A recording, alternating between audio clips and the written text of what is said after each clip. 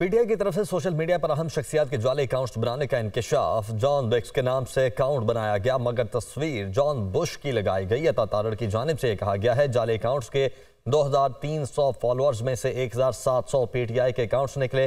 John Bush के नाम पर जाली तस्वीर लगाकर प्रोपेगेंडा करना पीटीआई का वतीरा है। अता तारड़ मजीद क्या कहते हैं, पहले आपको वो सुनवाते हैं।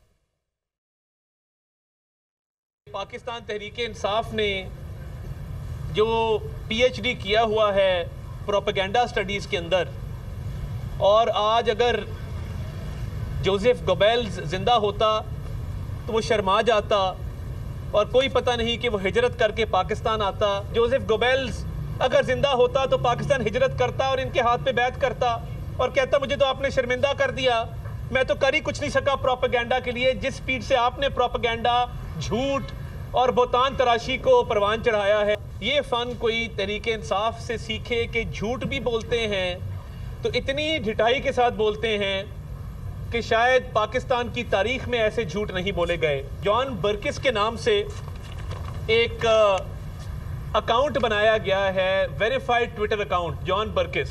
तस्वीर लगाई जेम्स बुश की, जो कि एक कंसल्टेंसी फर्म में काम करते हैं बतौर कंसल्टेंट, और 2017 में पीटीआई की सोशल मीडिया टीम ने यह अकाउंट बनाया। तस्वीर असल आदमी की है जिसका नाम जेम्स बुश है, उसका नाम जॉन बर्किस रख के तो एक फेक ट्विटर अकाउंट बनाया गया जो 2017 में बना, मगर इसको फाल किया गया 2022 में कि जो वेरीफाइड अकाउंट्स थे 20, वो 20 के 20 पीटीआई के थे 100%। 3 दिसंबर को एक पोल कराया गया करप्शन के हवाले से, अब उसमें इमरान खान का नाम नहीं डाला, बाकी लीडरान का नाम डाल दिया गया। एक सियासी जमात तहरीके इंसाफ के एजेंडे को परवान चढ़ाने के लिए ये अकाउंट इस्तेमाल किया गया और किया जा रहा है। ये गुफ्तगू तो आप सुन चुके हैं। Hasan Raza deputy bureau chief Lahore हमारे साथ मौजूद हैं। हसन, बताएगा किस प्लेटफॉर्म पर ये अकाउंट थे और किस तरीके से इनको यूज किया जा रहा था? देखिए, जिस तरीके से पाकिस्तान मुस्लिम लीग नून के मरकजी रहनुमा अता तारड़ की जानिब से डॉक्यूमेंट्स के साथ और शवाहिद सामने रखते हुए उन्होंने ये वाजे किया और इल्ज़ामात आयद किए कि पाकिस्तान तरीके इंसाफ एक जाली जो है वो अकाउंट्स बनाकर अपने प्रोपेगेंडा को जो है वो उरूज पर पहुंचाने के इकदाम कर रहे थे।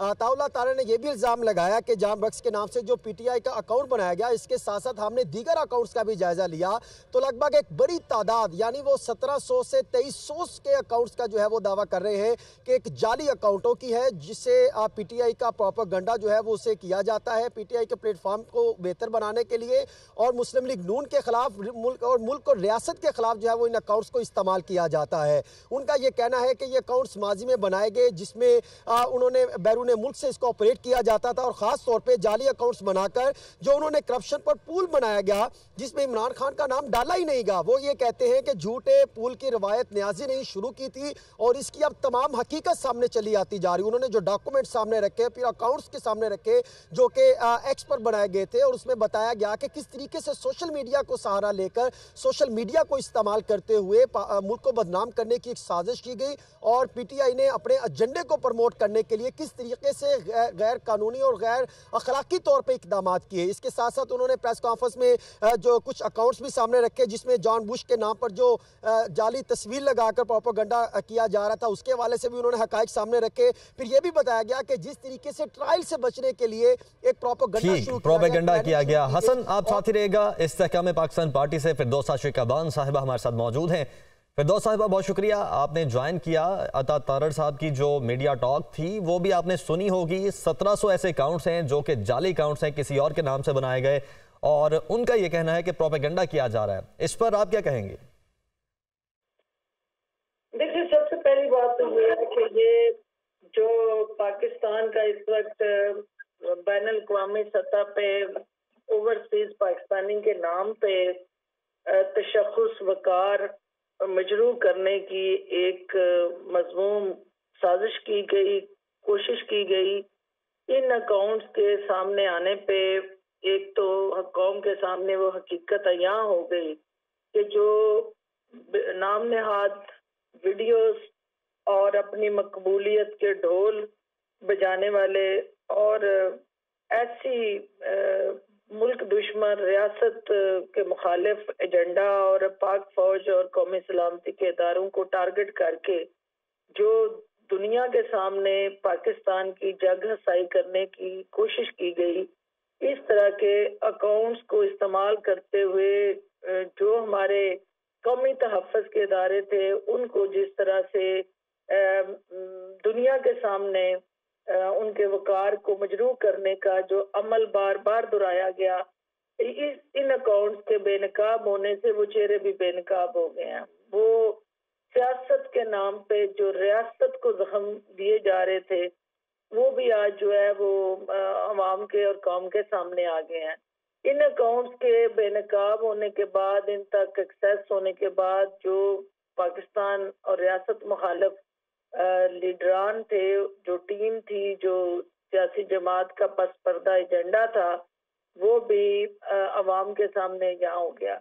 अब एक ही बात है कि ये जाली पॉपुलैरिटी लेके जो नर्सरी उगाई गई, जो जहर बोया गया, जो कांटे जो थे पाकिस्तान के वजूद को जख्मी करने के लिए इन अकाउंट्स के जरिए बखेरे गए, वो ठीक है। यानी कि ये चीजें सामने आ चुकी हैं। राजा खालिद साहब माहिर कानून हमारे साथ मौजूद हैं। फिरदौस साहिबा आप साथ ही रहिएगा।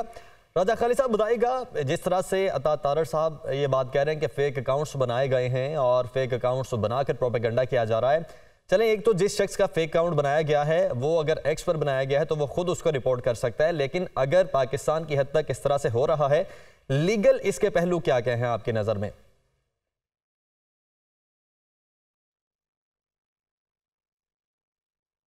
राजा खालिद साहब आप सुन पा रहे हैं?